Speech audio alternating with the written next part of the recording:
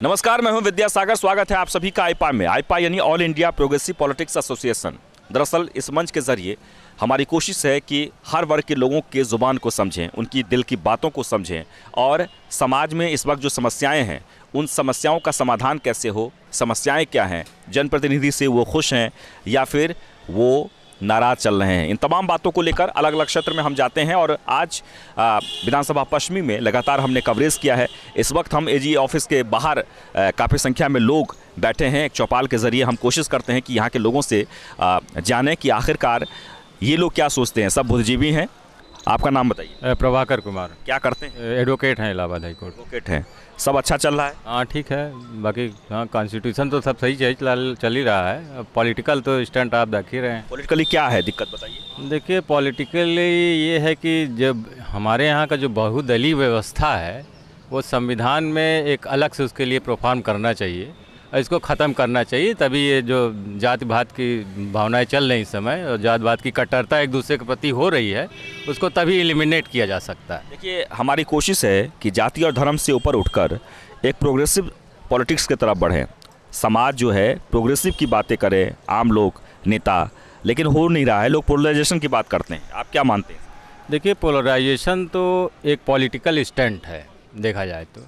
इसमें सारे दल एक दूसरे के वोट बैंक की राजनीति करने के लिए, एक दूसरे के धर्म प्रति द्वेष, एक दूसरे को भिड़ाने के लिए ऐसा करते। वो वोट बैंक की राजनीति, उसमें हमको तो नहीं अच्छा लगता। हम सुटेबल नहीं इसके लिए और इसके लिए हमको ही एकजुट होना चाहिए। और इसे आप इस मुहिम को आगे बढ़ाना चाहेंगे? जी बिल्कुल, इस मुहिम के तो हम साथ हैं जहाँ तक हो सकता है। आप बताइए, आपका नाम? मेरा नाम इस्लाम अहमद, एडवोकेट हाई कोर्ट। बस क्या मतलब इस वक्त क्या तकलीफ़ें हैं, क्या दिक्कत हैं, आप क्या चाहते हैं?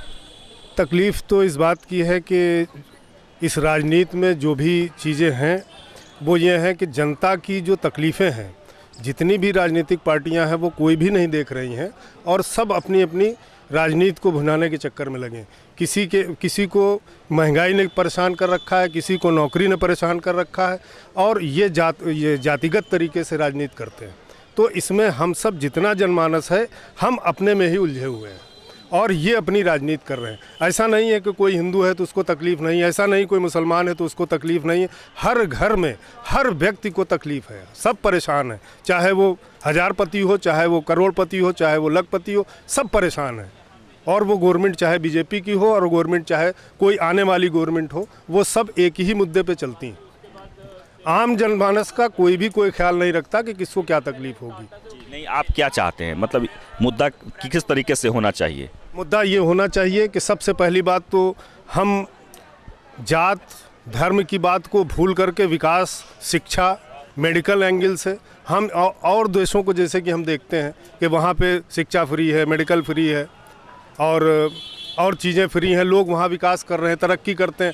हम दिन पे दिन नीचे चले जा रहे हैं और दुनिया के देश हमसे तरक्की करते हुए जा रहे हैं। बिल्कुल, और यही वजह है कि जो बुनियादी चीज़ें हैं उस पर हम ध्यान न देकर हम उन चीज़ों पर बात करते हैं जो बिल्कुल ही हमारे जीवन के लिए वो ठीक नहीं है। और यही वजह है कि हम धीरे धीरे पीछे चल रहे हैं और इसलिए लगातार ये मुहिम चला रहे हैं हम कि आखिरकार समाज को क्या चाहिए, क्या प्रोग्रेसिव पॉलिटिक्स की ज़रूरत है। आप अपना नाम बताइए। मेरा नाम विक्रम चौधरी है, मैं शहर उत्तरी विधानसभा का निवासी हूँ।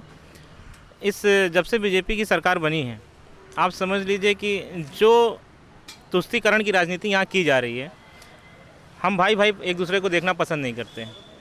कल अगर वो तबरेज़ खान थे या मैं तबरेज़ खान था, 5 साल जब बीजेपी के शासन से पहले हम लोग एक साथ घुमा करते थे। ये आज ऐसा है माहौल में कि हम दोनों एक दूसरे की घृणा की नज़रों से देखना शुरू कर दिए। और बीजेपी के प्रोग्रेस रिपोर्ट में ये है कि उसने 0 काम किया है, उसने कुछ नहीं किया है। बेरोजगारी बढ़ गई है। स्वास्थ्य में मतलब आप समझ लीजिए कि जितने भी सरकारी अस्पताल थे लगभग ना के बराबर सब खत्म ही हो रहे हैं और जो भी हैं सब प्राइवेट की ओर बढ़ रहे हैं। शिक्षा तो आप समझ लीजिए 2 साल से कोरोना के बहाना लेके ये लोग सिर्फ अपना पैसा कमा रहे हैं। ऑनलाइन एजुकेशन के नाम पे बच्चों को कुछ पढ़ा नहीं रहे। सिर्फ सरकार प्राइवेट संस्थानों को पैसा कमाने का एक नया जरिया दे दी। घर बैठे आप कैसे पैसा कमाएं, चाहे आपके बच्चे हों चाहे हमारे बच्चे हों, हर दूसरे तीसरे महीने 10,000 15,000 उनको फीस जमा करनी पड़ती है। वहाँ से फ़ोन में बच्चे क्या पढ़ रहे हैं क्या नहीं पढ़ रहे हैं उनसे कोई मतलब नहीं, उनको सिर्फ पैसा चाहिए बस। आप कैसा समाज चाहते हैं? समाज चाहते हैं ऐसे कि सब लोग। अपना नाम बताइए। Sandeep Pandey, high court advocate clerk, Allahabad. समाज ऐसी होनी चाहिए कि एक दूसरे को देखने के बाद आदमी के अंदर प्रेम जागरूक होना चाहिए। ये नहीं कि देखने के बाद ईर्षा भाव होना चाहिए। इलाहाबाद की जितनी सड़कें हैं सब बेकार हैं, ध्वस्त हैं, कुछ काम ही नहीं हो रहा है। विकास का भी कोई कम हुआ है, बट सड़क जो अभी प्रेजेंट टाइम में गड़बड़ है वो तो कंप्लीट होना चाहिए ना सर। सही होना चाहिए कि नहीं सही होना चाहिए। और जनता को क्या चाहिए, वो तो महंगाई कमजोरी जो है वो तो बात की बात है, पर कुल मिला के रोड चलने के लिए अच्छी तो होना चाहिए बस। यानी जो जो चीज़ें इस वक्त ज़रूरत है वो इलाहाबाद में वो कौन कौन सी समस्याएं हैं? जरूरत को तो कोई नहीं पूरा कर पाएगा ना, चाहे जिसकी सरकार आ जाएगी। कुल मिला के रोड मेन जरूरी है, रोड सही होना चाहिए बस। मतलब इनका ये कहना है कि विकास हो तो रहा है लेकिन जो होना चाहिए वो नहीं हुआ है, खासकर सड़कें टूटी हुई हैं। आपका नाम? विजय आनंद, कॉन्ट्रैक्टर हूँ। क्या चाहते हैं आप? आपके मन में क्या सबसे बड़ी समस्या है बेरोजगारी, बहुत बड़ी समस्या है बेरोजगारी। और बच्चों के भविष्य के साथ ये सरकार इतनी ज़बरदस्त खिलवाड़ कर रही है, कुछ कहने को नहीं। स्कूल को हर मंथ फीस चाहिए, स्कूल को हर मंथ फीस चाहिए। ये और अभिभावक बेरोजगार है, वो कहाँ से फीस जमा करे? सबसे बड़ी समस्या ये है कि इधर 2-3 साल में बच्चों को भविष्य बिल्कुल बिगड़ गया, बिल्कुल चौपट हो गया समझ लीजिए। देखिए, समाज को अगर तरक्की की तरफ ले जाना है तो शिक्षा बहुत ज़रूरी है, और शिक्षा धीरे धीरे जिस तरीके से शिक्षा का स्तर खत्म होते जा रहा है और लोग शिक्षा को लेकर परेशान हैं, महंगी शिक्षा, यानी निजी स्कूल में पढ़ाएं आप तो महंगी शिक्षा जिस तरह से हो गई है, लोग उससे काफ़ी परेशान हैं और उस पर ध्यान देना बहुत ही ज़रूरी है। आप बताइए, आपका नाम? जी, Vivek Singh, advocate, Allahabad high court. Advocate हैं जी। मौजूदा दौर की जो राजनीति है उससे आप खुश हैं? मौजूदा दौर की राजनीति में भाई साहब, मैं खुद बीजेपी का बहुत बड़ा समर्थक था। मैंने खुद अपने और अपने घर को, यहाँ तक कि अपनी पत्नी तक को बीजेपी को वोट डलवाया। अपने मोहल्ले से कई लोगों को माइंड वॉश करके मैंने कहा बीजेपी को वोट दीजिए। और सोशल मीडिया पे भी मैंने बहुत ज़्यादा सपोर्ट किया बीजेपी को पूरी ताकत से। लेकिन आज हमको इतना अफसोस है इस बात का कि हमने बीजेपी का बटन क्यों दबाया। आज हमारे घर में मतलब स्थितियाँ ये, मतलब थोड़ा हम लोग को चलिए फाइनेंशियल थोड़ा बहुत मजबूत है, लेकिन और लोगों का मैं सोच रहा हूँ मिडिल क्लास लोगों का, उनकी स्थिति बहुत बेतरतीब हो चुकी है। देखिए क्या, लेकिन क्यों, आपको क्यों अफसोस है? देखिए, कहने का मतलब है, पहली बात तो बेरोजगारी, महंगाई, ये चाहे बड़ा आदमी हो छोटा आदमी हो, इस सब की कमर तोड़ के रख दी है। जो आदमी की कुछ बचत थी, जो कुछ ज़रूरतें थी, जो बचा के चलता था इन फ्यूचर इन्वेस्ट करने के लिए, सब तो उनका महंगाई में और इसी सब में चला जा रहा है। आज छोटा आदमी अगर अपनी छोटी दुकान भी खोल रहा है तो आए दिन ये ना कोई टैक्स, कोई ना कोई चीज़ वैसा तगड़ा तरीके से थोप रहे हैं, डबल करके थोप रहे हैं और तानाशाही की तरह ये वसूल रहे हैं।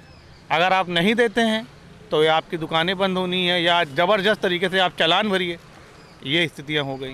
बिल्कुल, आप देखिए कि जो एक एजुकेटेड लोग हैं, जो लगातार इस बात को लेकर समझ रहे हैं कि आखिरकार हो क्या रहा है, उनका ये ओपिनियन है और यही कह रहे हैं कि हर कोई तकलीफ में है। आप अपना नाम बताएं। मैं अरुण द्विवेदी, शहर पश्चिमी की निवासी हूँ।